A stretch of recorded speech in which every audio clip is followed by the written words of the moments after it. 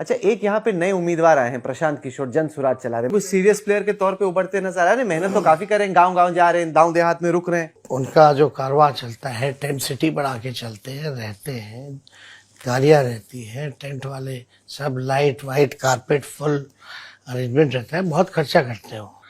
ये खर्च करने से कोई फर्क पड़ने वाला नहीं। Bihar is a political state, यहाँ चलने वाला नहीं है किसी का। ये इनकी मानसिकता को दिखाता है।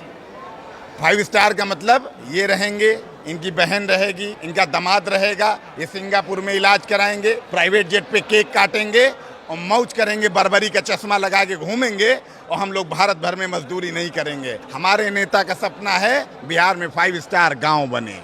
हमारे नेता का सपना है बिहार के बच्चों को 5 स्टार वाला स्कूल दें। ये बिल्कुल बनाएंगे। ये प्रशांत किशोर और 18,000 गांव में 20,000 गांव में बिहार भर में 3.5 बरस में घूम के 5 स्टार बनाने का सपना लेके हम लोग चल रहे हैं।